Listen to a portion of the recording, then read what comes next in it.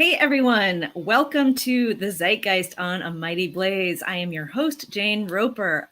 Here on the Zeitgeist, we broadcast every few Thursdays, every first and third Thursday. It kind of varies, but I talk with authors whose books touch on topics like race, class, gender, health, and anything else that sounds interesting and topical and awesome. And if you want to know about what is coming up week to week, please visit our website, amightyblaze.com, and subscribe to our newsletter. Follow us on various social media outlets, and we'll keep you on the loop about this show and all the others.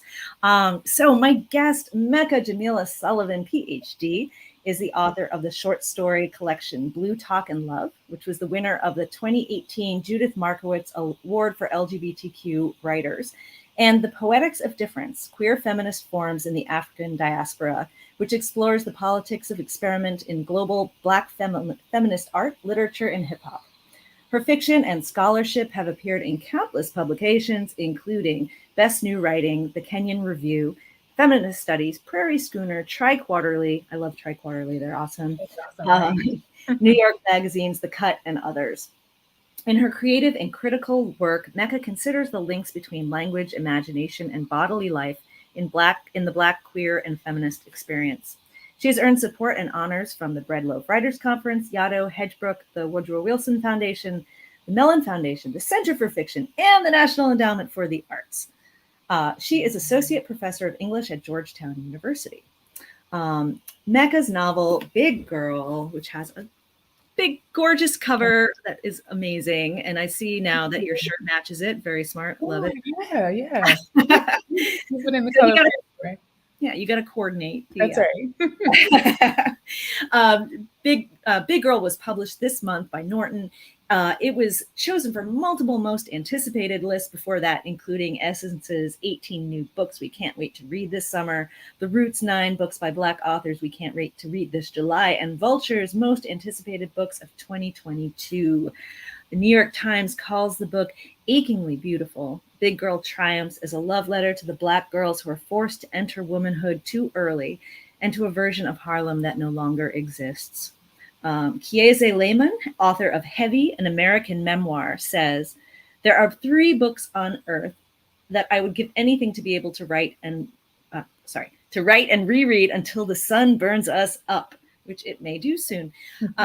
Big Girl is one of those books. The sound, the expansiveness of the whispers, the critical, brilliant, sometimes bruising, beautiful Black girlness explored in this novel is literally second to none. I know I have just read and reread a new American classic that we as a culture and country desperately need. Believe that. What a gorgeous quote. And truly, I'm so grateful for that. Yeah, and it does really capture the feeling of the book. You've created this indelible character in Malaya that has that feeling of something that's she's really a character that I think will stand the test of time. But okay, I'm not going to go off on that right now. Welcome. Thank you for being here. Thank you so much. Thank you, Jane. Thank you for having me. I'm so excited to be here and talk with you. Very excited to have you. So let's jump in and tell us about your book. Yeah, so Big Girl, I think of Big Girl as a novel about women, Black women, queer people, people of color, and the paths we take sometimes across generations to make space for ourselves in the world. Mm-hmm. And so, to kind of get at those sort of larger themes, this novel follows the trajectory or the kind of coming of age arc of a character named Malaya Clondon from the time she's an 8-year-old, a kind of big 8-year-old Black girl, to the time she's a very big teenager in Harlem, New York. And, as we see Malaya grow and come of age, we also see her understanding of her body shift and change, sort of grappling with not only the kind of external perceptions of her body, what people say about her weight as it sort of changes, but also coming to really understand herself as the kind of decision maker about her body and what it means to sort of reject some of those external perceptions, but also reject some of the received or inherited shame and ideas about big bodies. Yeah. And instead sort of insist on a kind of self-defined narrative of Blackness, of womanhood, of her body, and of pleasure and joy. Yeah. Oh, that's great. So let's talk about some of those messages that she's receiving as a young girl. I mean, it's really all around her, right? From her mother, from her grandmother, from the sort of larger world, the outer world, both within her immediate community and then the wider culture. Can you tell us a little bit about, some of those things that are flying at her and what messages she's getting about her body? Yeah, absolutely. I mean, as you said, it's pretty much from everywhere, right? As a child, right, her most immediate sort of source of information about the world around her is her family, her mother particularly, right? And so she's sort of taking in a lot of direct, sort of explicit messages from her mother about what she should and shouldn't be eating. But she's also taking in those kind of silent messages when she observes how her mother treats herself, how her mother sort of behaves around food, right? And that is true for her grandmother as well. And in fact, sort of getting to know and getting to understand her grandmother actually becomes really important because it gives her context for her mother, right? Sort of, Yes. she comes to better understand, wait a minute, maybe this isn't just something wrong with me or wrong with my body. Maybe there's a deeper history to this way of looking at food, looking at our bodies. Maybe there's a deeper history to this shame. And Yeah. so that actually helps her understand her mother's, the way her mother is treating her and the way her mother is sort of expecting her to change. And it Yeah. gives her compassion for her mother while also sort of freeing her to imagine a different future for herself and also for the family. Yeah.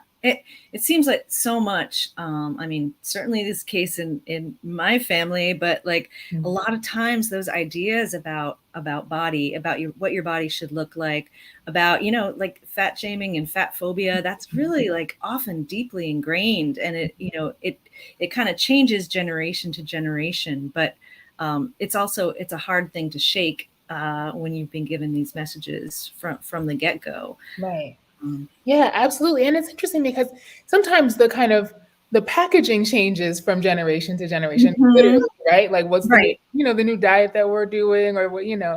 But I think often the message can be pretty consistent. And I think this is something that Malaya discovers, the notion that your body is wrong, that, your body has to change, and that you should be sort of devoting your entire life in a way to Right. changing this body, right?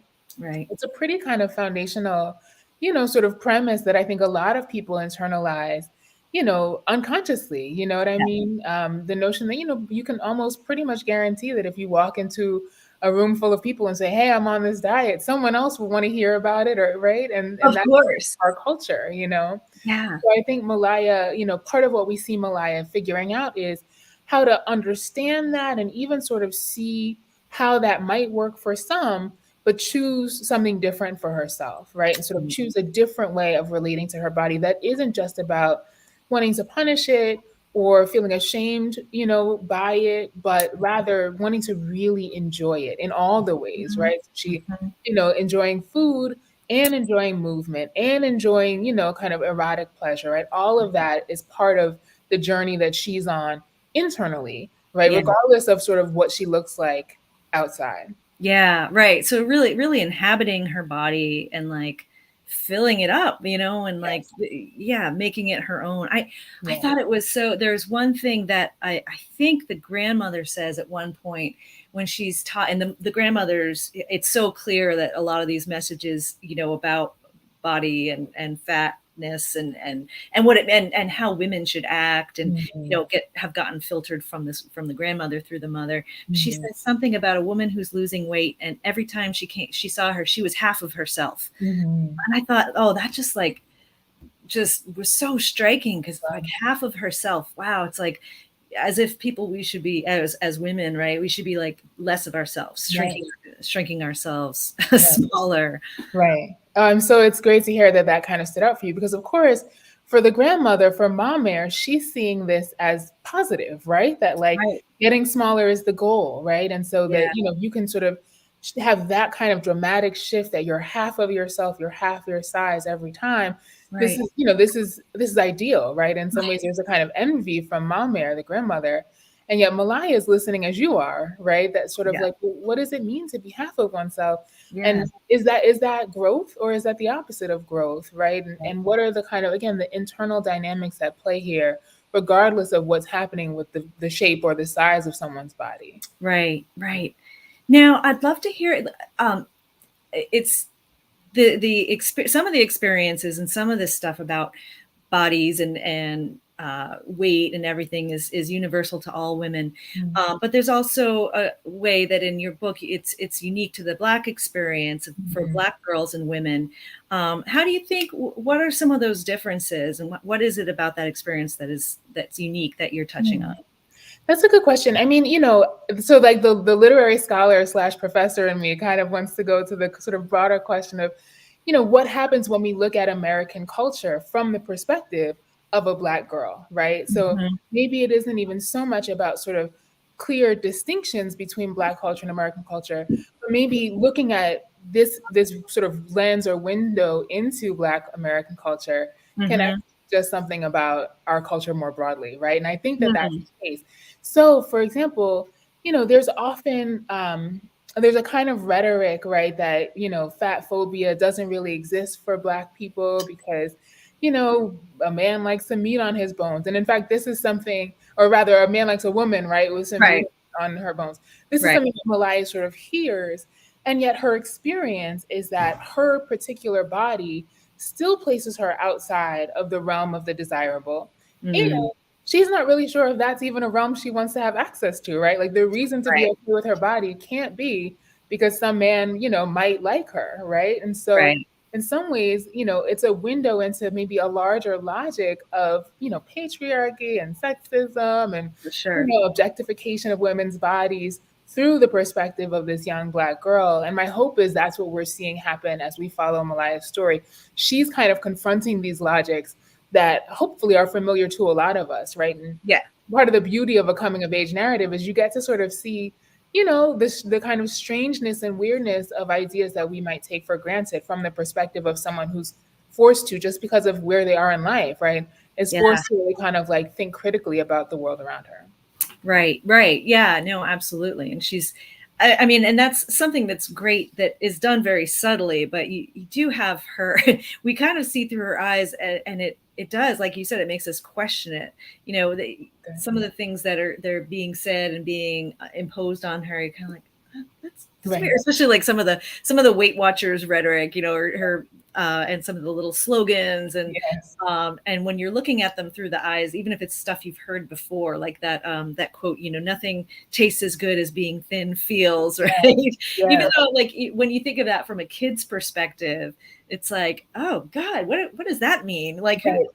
food tastes It great. tastes great. It tastes Yeah, great. come on, It's yeah, and and also it's like necessary for survival. You know yes, what I mean? So like right, that one is a funny example too, because actually in the process of working with my fantastic editor, I learned that was a kind of slogan that had resurfaced in the early 2000s.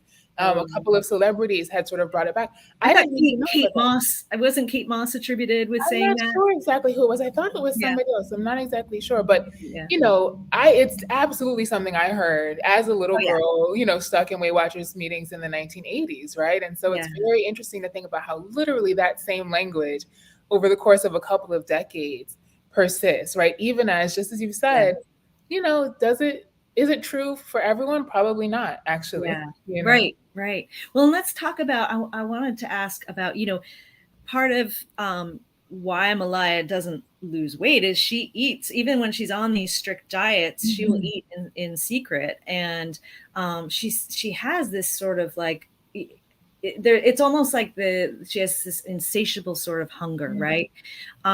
And she, yeah, Chris is like, I can't stand that saying. Yes, I know. I hate that saying. It's Which terrible. saying? Oh, I'm so curious. Oh, The, the way which is nothing tastes as yeah, good. nothing tastes as good as being thin. Chris, you and me both. Um, but it seems like Malaya's hunger that this gap that she's trying to fill, it's not just about wanting to eat, right? It's about Mhm. wanting more than that. So Mhm. I'm going to talk a little bit about that. What is she trying to fill by that sort of secretive eating? Yeah. So, I mean, first of all, I think that's sort of the main question that she has to answer, right? Like, Mm-hmm. because she's told from a very young age that, again, the kind of major goal of her life, or one major goal of her life, should be to lose weight, right? And to change her body. And so, having her life defined by her body. In some ways, she doesn't even have space to pay attention to what she actually wants, right? Mhm. And of course, this is true of children, this is also true of adults. The notion of sort of forbidding something makes it more attractive, Of makes it more course. pleasurable, right? In some ways. Absolutely. So, there's a way in which I think she's kind of gravitating toward food as a primary pleasure or a primary source of pleasure just because of like the circumstances of her life. You know what I mean? Mhm. Right. It's the thing that she has access to, sort of, even if she has to sneak it, it's Yeah. there. And Yep. people are telling her she can't do it, she can't, Right. enjoy it. But people are also kind of calling a lot of attention to food, right? As this Right. important thing and this kind of focal thing in her very short, very kind of small life.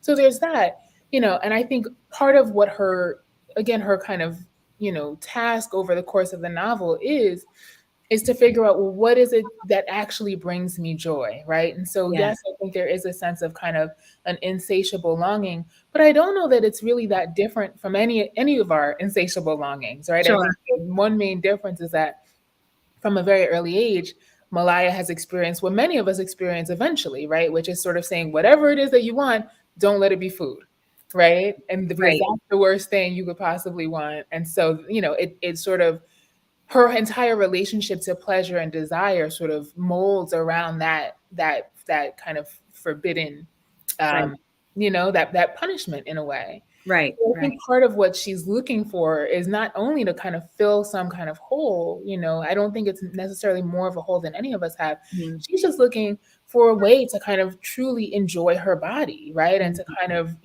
insist on the right to enjoy her body in lots of ways, right? Right. Including food.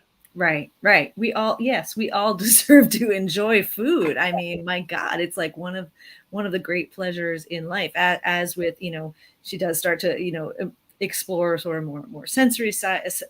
Sensory? No, you don't want to say Sensory, sensual, both. sensual. That's what I'm looking for. Thank you. Yeah. The sensual side of herself, and we see that like blooming and Yeah. as she gets older. Yeah. And I just want to say too, just to jump in quickly, Yeah, music, right? Because you mentioned sensory. I think that is absolutely true too. She's really kind of present to her senses, right? And I yeah, think, I think anecdotally, people say foodies tend to be really present to the senses, right? Like if you really sort of enjoy a good meal, there's a good chance you enjoy good music. There's a good chance you right. enjoy the feel of a nice sweater or, Yeah, those kinds of things. And she has that with her from a young age. But this right. sort of hyper focus on food distracts in a way, and she isn't really able to sort of name those pleasures. And this is where hip hop comes in, right? Like Hmm. she loves hip hop. This is Right. a consistent source of pleasure for her. Yeah, And it helps her create a vision of her life. And yeah. in some ways, that's one of the main sort of tools she uses to get to that place of becoming that Right. she's striving for. Right. And like, yeah, when she's listening to Biggie too, and like, finding this kind of like nexus of like, here's a big dude and he's saying things that resonate with me. And yeah, yeah, it's true. It's true. And she's an artist, a visual artist Yeah. herself. So she's got like the visual piece. Yeah. Um, Man, what you just said about like foodies, it's interesting. I hadn't thought of this until now, but like when people are like love food, but it's in a very if it's in a sort of like how highbrow way, Mhm. right? And you probably they're like thin, then you Yeah. can be a foodie and a A lover. foodie. Yeah. Right. But if it's someone who's not more like sophisticated or Mhm. well off or more educated, or if it's someone who is overweight, then Mhm. it's like you don't really get to be a foodie. Right. It's Right. something different. You're It's you're something different. yeah, A yeah. glutton, for example, or Right. whatever else. Yeah, Yeah. absolutely. And I think this is exactly, again, Malaya in the 90s, right? Like she's not, even the term foodie, I don't know if it exists at that point, but I don't certainly think she's so. not aware, Yeah. right? But she is aware that, again, some people get to enjoy food in public and be sort Yeah. of public about their love of food, and others absolutely don't. And she really is kind of trying to reject that idea, Yeah. reject that story, even though she doesn't have the language to describe her Right. that process yet, right? But like, yeah, that's absolutely because she is 100% a foodie. Yeah.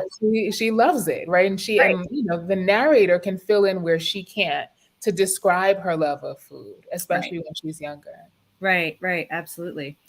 Oh man. So okay, another character in the book I want to talk. That's such a like dorky writer thing to say about like place being a character, but I love it personally. right. So Harlem is absolutely a character in the book, and Okay.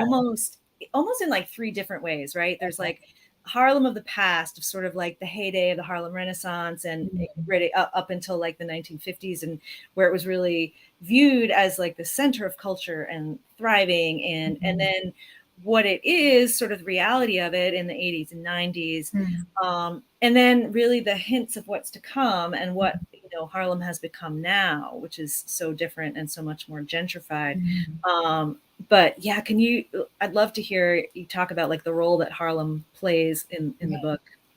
I first of all, I'm happy to hear you refer to Harlem as a character in the book because, I mean, that's how Malaya sees it, right? Sort of Mhm. Malaya finds a comfort. Malaya has a relationship with the neighborhood. Yeah, She's not born there, and so right, she does have. It's one of the few things that she brings. One of the few kind of major life experiences that she brings to right. the opening of the novel is this Yeah, previous experience of living in this other place, right? So yeah. it allows her to kind of view Harlem again from a little bit of a remove, and especially because Mhm. she doesn't go to school there, right? She goes to school Right. on the Upper East Side. So she's kind of in a like in it but not of it relationship with Harlem at times. And Yeah, yet as she grows older, especially because in the first section of the novel, it's the height of the crack epidemic. So her right. parents have kind of moved to Harlem in the hope, but they bought this brownstone that they couldn't totally afford, right? And the hope is to kind of reach this sort of middle class neighborhood Black communal life, and crack happens, and that's just not possible, right? She's Right. not able to play outside in the way that they envision. So she's an outsider in that sense, Yeah, at that moment.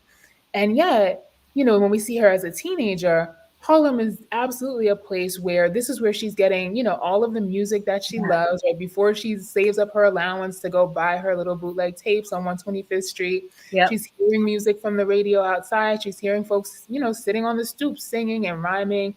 She's yeah, having interactions with folks in the neighborhood. It's a major source of identity and comfort for her, yeah, even as she starts to see elements of the neighborhood kind of slipping away to gentrification, as you said, right? So yeah, that's a changing relationship that defines her, and also kind of mirrors her, right? So when we right. meet Malaya, she's on the verge of a major transformation. And Mm. the same is true for Harlem. Harlem is on a verge of a major transformation as well. And, these two sort of transformations inform one another over the course of the novel. Yeah, absolutely. I love that. And I hadn't really thought of it that way, but it is. It's like this parallel path and interweaving path of change. Mhm. Yeah, and her relationship with it, and the way we see the neighborhood through her eyes is really powerful.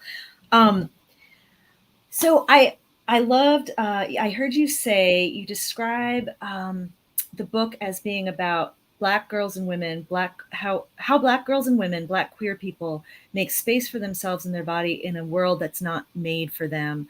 And I guess this goes back a little bit to what we were talking about, but Mhm. I thought that was a was thinking about what does that mean in terms of like the world not being made for them. I mean, I know what that means, but Sure. do you see that as something that has changed or is changing since the era of Malaya's childhood in the 90s? Yeah, that's a really good question. So, though it comes to mind when you ask that, when I think about what it means to know that the world isn't made for you. I mean, obviously it means so many things, right? Sure. And, you can ask the question sort of, well, who is the world made for? Certainly not the majority of the people on the world, right? Or in the world. Right, right, So, but, Malaya has the experience of, just as she's trying to kind of move about her day, right? Can she find clothes that can fit her?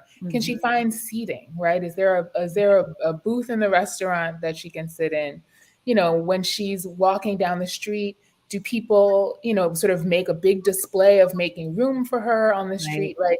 right, These things that maybe folks in other bodies just take for granted or don't have to think about. hmm, She knows that the kind of spatial organization of the world was not constructed with her in mind, right? right, right, But of course, I do think there's a kind of larger, sort of macro level too, on which part of it is for Malaya deciding that she's going to make a world for herself, right? That she's going to make a world that she can fit. She's going to kind of refuse to, to accept some of these external standards of what a body should look like as Mm-hmm. it's moving around, as it's dressing, as it's walking down the Yeah. street. Right? And so for her, a lot of that is internal, which is not to say that it's her responsibility to change the world, but she finds power in noticing that, wait, she's actually got this whole world inside of her, right? Like her Yeah. inner world is Yeah. actually a source of great pleasure and great comfort. And, not to give anything away, but part of what the strength that she develops over the course of the novel is really kind of externalizing her inner world, right? And using what's inside of her to kind of change the landscape around her. Yeah, exactly. Right. I love that. It makes me think about ability as well. I've had a few Yes. authors with disabilities on the show, and talking about like the world is an ableist world. It's built for people who don't have disabilities.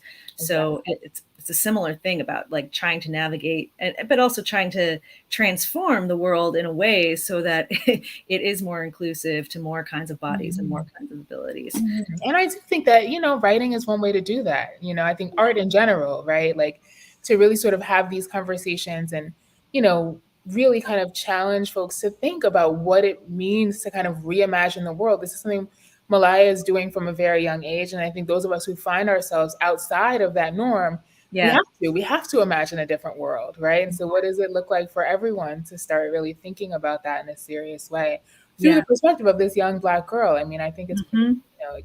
potentially it could be pretty powerful. Right, right.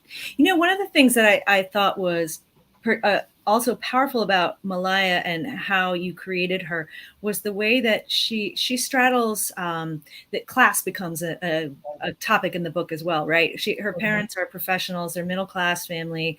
Although it seems a lot of times, I mean, her mother, who's a professor, has to sort of like fight to be recognized. Like, I'm a professor. I'm thinking of that scene where they go to a doctor who keeps calling her Mrs. Condon, and she's like, Dr. Condon, Dr. Condon. Right. Even as it feels like she's working, twice as hard to prepare and wants to be taken seriously. So there's that piece of it. And then there's the piece that, Malaya goes to this private school, or I forget if it's a private school or magnet school or whatever. It's private. Okay. Yeah. But where there is, more wealthy kids, middle-class kids. And yet there, it's like she's defined not so much by her class, but as her Blackness. So we've got these interesting like cross currents of class and race happening. Yeah. Well, I'm happy to hear that. In my academic life, I study intersectionality, right? And so I think a lot about sort of how race, gender, class, sexuality, ability, as you were saying, and disability all sort of conspire to shape our experience, and I think Malaya's young life, especially at school, you're right? So at school, she's defined by her Blackness, among other things. I think she is also defined by her body, Her right? body. Yeah, that's true. In different ways. Yeah. But then, she's got her close friend who becomes her love interest, Shanice, who, she then sort of, in a not very nice way, right, sort of realizes, okay, well, there's a class difference between the two of us. So this is a place where she can, sort of glean a little bit of power, in a really kind of difficult, unfortunate situation where power is so scarce, right? Right. She starts to become aware of class dynamics in that environment in a way that then she has to kind of walk back when she realizes how much she loves the kind of how much she loves Shanice, first of all, and how much she loves, the sort of fullness and complexity of herself, right? That then she has to kind of really kind of interrogate some of that internalized elitism and some of the class stuff that she has been trained to think about. Yeah. Well, yeah, and she's been trained to think about it within her own family as well, right? Because her father, her grandmother didn't approve of her father who grew up in the projects. So yeah, she's, and again, there it is, those like internal things that we get from our families that encoded within us. Yeah, absolutely.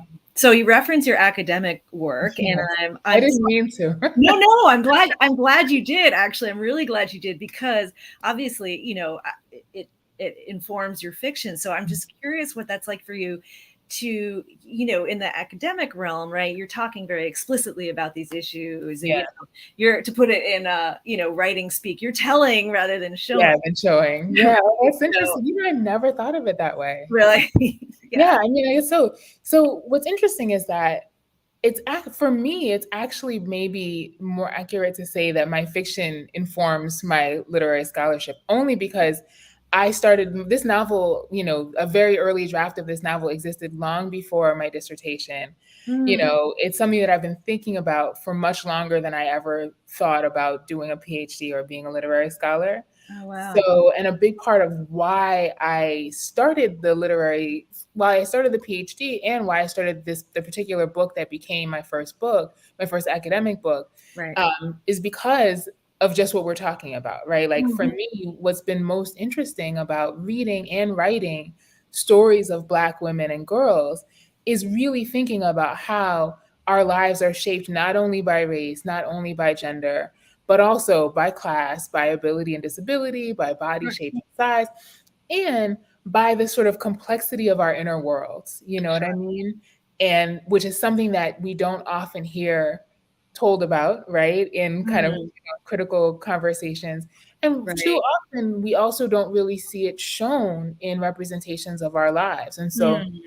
that was something that was really important to me, Yeah. and honestly, it's the only way I got through the PhD was like working on something that was really important to me. You know what I mean? Because otherwise, Right. I think, Right. who So knows this is what. your real dissertation here, I right? This mean, is I actually love it. Yes, name it and claim it. I would say right. so. Yeah. Certainly, I will say like all three of my books are very closely related, right? And like, Yeah. but this was the one that sort of made me know I wanted to write for the rest of my life. This was Yeah. the book. Oh, that's fantastic. I Yeah. love it. That's awesome. Hey, I'm just going to shout out to the audience because I know there's some folks watching. Please, if you have questions, put them in the chat. I know there are questions out there. I know there are. I just sense it. So I'd love to hear like a little more about, you said you started working on this book years ago, right? Yeah. And did you sort of come and go from it? Did it start as something else and then it morphed into something different? I'd love to hear about the evolution of the book Sure. itself. So the idea of the book, as I said, has been with me since I was Malaya's age, right? And in fact, I was a little bit older.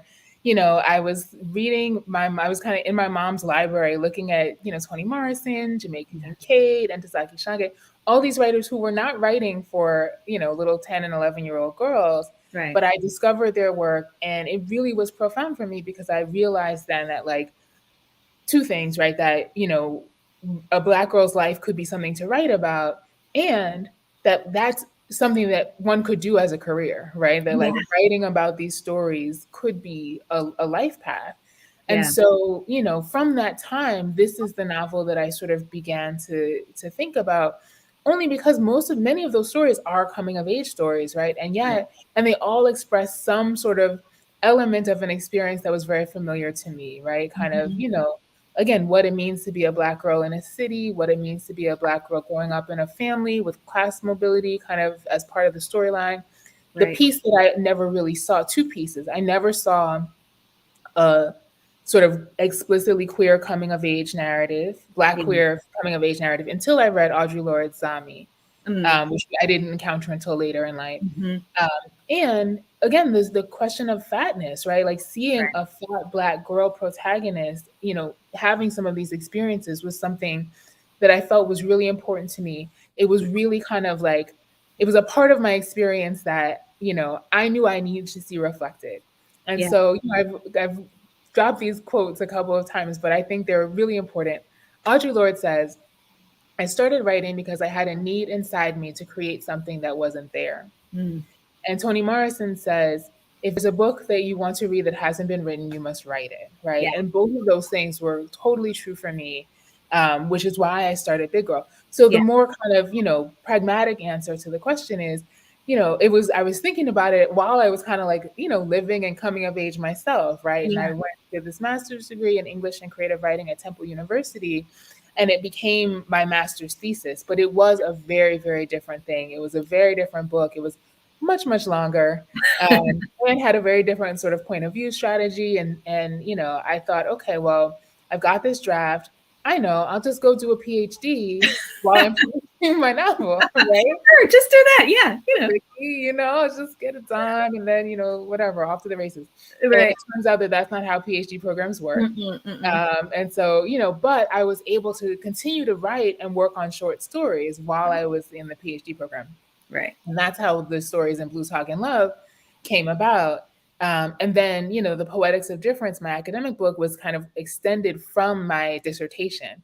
So Right. through all of that time, I was returning to Big Girl, in summers and the little like 2 weeks between semesters, or after I finished a major exam, I would give myself as much time as I could, a week or Yeah. two. And, I was fortunate enough to get some fellowship time while I was in coursework, so I could spend 3 or 4 weeks. And, that was how I was able to kind of really, build it up. But really, it was not until the start of the pandemic when I happened to be on sabbatical, and I was still kind of like finishing up the Poetics of Difference. But I thought, okay, this is time that, it's precious, precious time. And I Yeah. was able to give that final push. And again, working with my fantastic editor Yeah. at Live Right, Gina Ayaquinta, we were able to kind of, get it done, and you see it before you. That's wonderful. That's Yeah. awesome. I love hearing the the how this got made stories of books. Yeah. One thing we have a couple questions, so I'll pop Sure. those up in a second. But one thing I was going to ask as you were talking, I was wondering. So this is like marketed as an adult book, Mhm. but I mean, are you hopeful that younger people will read it as well? And is there anything you're doing to try to make that happen? That's a good question. I mean, in an interesting way, I just kind of described my experience sort of coming to the literature that mattered most to me. They were absolutely adult books that Right. I discovered, you know what I mean? And Right. that I found. And so I do completely hope that, the people who need this book at any age find it. You know Yeah. what I mean? I do think that, in the same way, it's a little bit of a different time now. And so some of the Yeah. themes are difficult, right? And so Right. like I was kind of on my own, like many of us were, you just kind of Oh discover yeah. what's I just going pull on and anything off the pull shelf it off the and shelf and read it. yeah, And I do think that's an important kind of discovery, I would agree. But Yeah. I also think that in the, kind of cultural environment that we're in, it also couldn't hurt to read this book with the young people in your life. You know what Right. I mean? And kind of Right. help them through some of the themes of Malaya's experience. I think we have access to new kind of ways of thinking about learning, and the kind of study of reading has come so far. I Yeah. think this is definitely something that I do hope people of all ages read, and maybe read it together, buy it for Yeah. yourself and for your niece or your child, or Right. your child of any gender, really. I Right. think you'll Right. probably get something from it. Yes, I'm going to be. I've got two kids, a Okay. girl and a genderqueer child, and I'm going to be passing this along to them for Oh, sure. perfect. Oh, wonderful, wonderful. I'm glad to hear that. Yeah. So, okay, question from Margaret: was there a particular aspect of a character or issue that is highlighted in this book Mm. that is not in your other two books, reflecting your own journey or growth? Margaret, that's an awesome question. Okay, let me think about this. It's hard because Blue Talk and Love as a collection of short stories, because it's a collection, right? There's so much it can do. You know what I mean? All of the stories are all very different. And in some ways, this thing that we're talking about, like, what we refer to as intersectionality in cultural studies, it's the core of what I'm interested in. The complexity of identity, the complexity of our inner lives and inner worlds. And so I think that that is pretty consistent across, each of Yeah. the books that I've written so far.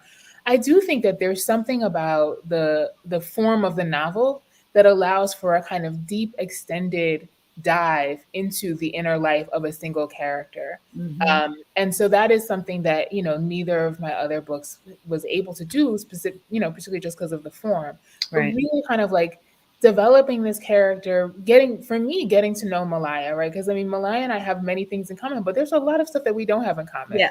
And so getting to know her, really kind of sitting with her as she engages with her family, constructing this family, and sitting with the depth of a family history, as we said, as a kind of mirror for a national cultural history. Yeah. That's something that the novel allowed me to do that I could only sort of point to in short stories, or describe, as you said, or show or tell, rather, right, in Right. Right. typical prose. That's Yeah. a good question. I'll be thinking about that question. It's a good one. Margaret always has good questions. I love it. Thank you, Margaret. So from Chris, we heard you talk a little bit about this, but Yeah. let's hear some more. Who are your favorite authors growing up, and what books inspired you? Okay, so yeah, absolutely right. So, for me, my kind of pantheon is Toni Morrison, Audre Lorde, Jamaica Kincaid, and Sasaki Shange.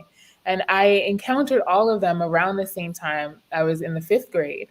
And, as I said, it was just a really kind of life-changing experience for me when I realized that this is something that I could be doing. And, Mm. they also all influence me from a craft perspective in different ways, right? So, Audre Lorde, she writes, many of them write in multiple genres, but Audre Lorde sort of invents a whole new genre for her coming of age sort of narrative, right? It's called Right.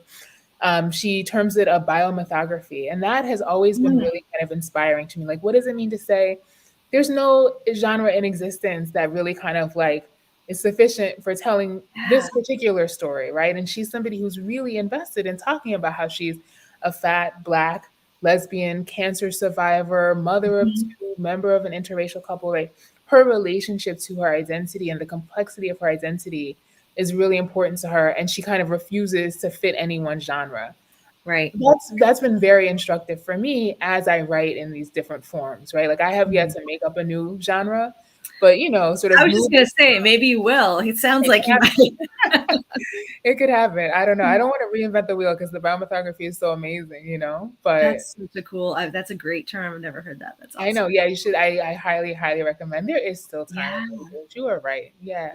Yeah. That's right. So There's yeah, and Kincaid also is somebody who, what she does with voice. I mean, her narrators. I just like love her narrators. And you sort of Mhm. fall in love with them.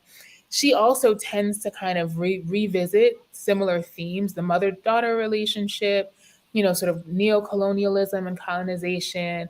And she does a kind of deep dive into those themes over Yeah. the course of her work in Right. ways that, again, I love her protagonist. I love her narrator. So, Yeah. Toni Morrison, I mean, how much time do we have? Yeah. Right. For all the reasons. Yeah.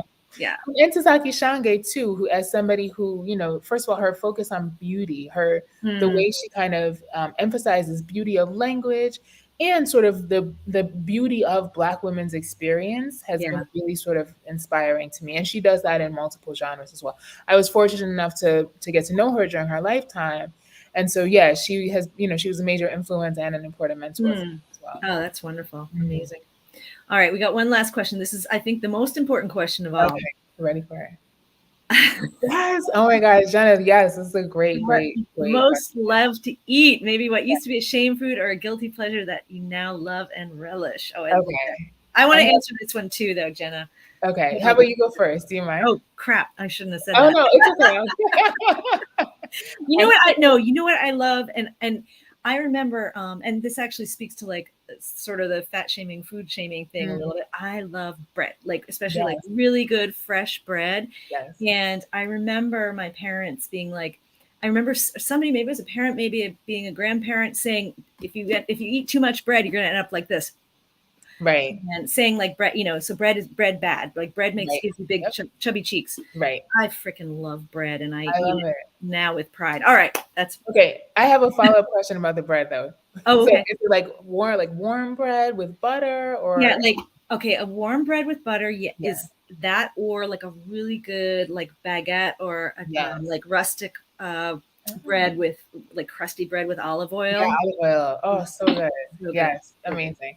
Yeah. Okay, for me, it's French fries. And Oh, those who have read the novel, it probably isn't a surprise. yeah, right, right. There's a lot of French fries going There's a on. lot of French fries. Yeah, I Yeah. love now it's like I love crinkle cut especially. They have to be Mm. fried really kind of crispy on the outside, but still kind of soft on the inside. Now that I'm a foodie, right? Now that Yes, I'm yes. mature, I Right. also like a nice aioli with my fries. Mm. But mayo will do, and Yep, also just ketchup and possibly just salt. Yep, ketchup for yep, sure, yep. and maybe just salt. You kind of can't go wrong as long as it's fried properly. Yeah. I mean, I have I no love shame like about right. it. No, no shit. I love the like kind of the fancy fries now that they make sometimes with like a little truffles, or whatever, like Yes, parmesan, or but yes. oh my god, McDonald's fries are still the Oh my best. goodness. Yeah. Always the OG. Yeah, it's true. And you're right. And they're not crinkled. They're pretty much the opposite of what I just described, but Right. they are also pretty amazing. There's a why. I mean, fries are yeah, it's hard to go wrong with fries. It's So true. Except when they do go wrong, it's pretty bad. You yeah, know like the big what I fat mean? steak fries that are like I hate. Yeah, especially if they're not fried right. I Right. think Yeah. that's the thing. And they're So, just but that was such a fun question. yeah. Yes, thank you, Jenna, for asking, for Yeah, bringing I us. haven't tried the air fryer fries. And Mighty Blaze says no air fryer fries. Oh, yeah, that's I haven't probably tried right. it. I All mean, right, maybe I'm better off. you just can't substitute real frying. It's true. Yeah. All right. Well, on that note, on that wonderful, delicious note, the book is Big Girl by Mecca Jamilah Sullivan. There it is. It's wonderful, and it's a great read, and I hope folks will rush out and get it. I think we put a link to the Mighty Blaze Bookshop.org store. So, yeah, go get it. And thank you so much, Mecca, for being here. I really loved having you and chatting.